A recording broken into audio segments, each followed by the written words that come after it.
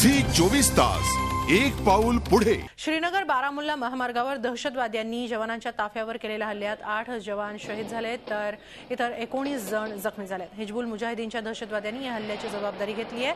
भारतीय जवानांचा ताफा श्रीनगर बारामुल्ला महामार्गावरून जात असताना महामार्गावरच्या बेमिना गावाजवळ मोटर बाईकवर असलेल्या 2 दहशतवाद्यांनी जवानांच्या ताफ्यावर अंधाधुंद गोळीबार केला। गोळीबारानंतर जवळच्या चेकपोस्टवर ग्रेनेड हल्लाही केला आणि नंतर एका कारमधून ते पसार झाले। घटनास्थळी पोलिसांनी नाकेबंदी केली असून परिसराची कसून चौकशी सुरू आहे। उद्या पंतप्रधानांच्या दौऱ्याच्या पार्श्वभूमीवर हा हल्ला झाल्याने खळबळ माजली आहे। आपल्याबरोबर आहेत निवृत्त ब्रिगेडियर हेमंत महाजन, आपण त्यांच्याशी याबाबत चर्चा करूया। हेमंतजी, काय सांगाल, जवानांवर हा हल्ला झालेला आहे आणि तेही जवानांच्या पथकाला थांबून अगदी केवळ 2 दहशतवाद्यांनी ही हल्ला केलेला आहे। उद्या पंतप्रधानांचा दौरा आहे आणि त्याच्या पार्श्वभूमीवर हा हल्ला होतोय। सुरक्षा व्यवस्थेला नक्कीच हे एक मोठं आव्हान आहे। नक्कीच पहिले आपण जे म्हटलं की 2च आतंकवाद्यांनी हल्ला केला आहे हे बरोबर नाही, कारण जर आपण पेपरमधली न्यूज वाचली असेल तर हा हल्ला 2 दिशेने झाला होता आणि ज्यावेळेस अशा प्रकारचे हल्ले होतात तर 2 किंवा 3 माणसं एका ग्रुपमध्ये असतात तर हे नक्कीच 5-6 आतंकवादी असावेत, 2 असणं शक्य नाही।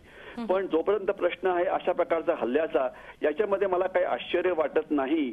ज्या वेळेला काश्मीरला VIP व्हिजिट्स होतात, मग ती प्राईम मिनिस्टरची असो की होम मिनिस्टरची असो, यावेळेला अशा प्रकारचे हल्ले होतातच।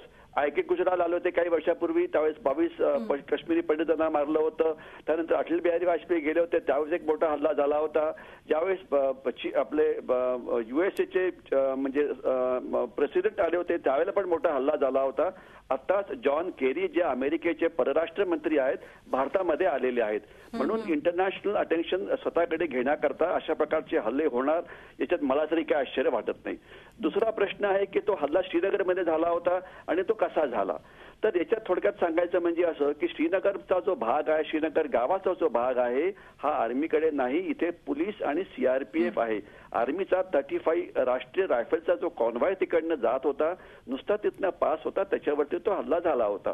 आता कसे होते, आता ते कमी होऊन जो 200-250च्या आसपास पोहोचलेले आहेत, तरी पण अशा प्रकारचे हल्ले होणं याकरता आपली मानसिक तयारी पाहिजे। असं अजिबात समजायला नको की तिथला आतंकवाद संपलेला आहे, कारण अजून सुद्धा ज्या आतंकवादाच्या फॅक्टरीज आहेत पाकिस्तानात त्या अजून इंटॅक्ट आहेत।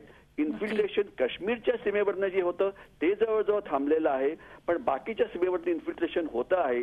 त्याच्यामुळे अशा हल्ल्याकरता आपली मानसिक तयारी राहायला पाहिजे। नक्की नक्की धन्यवाद झी 24 तासशी बोलल्याबद्दल हेमंतजी। झी 24 तास एक पाऊल पुढे।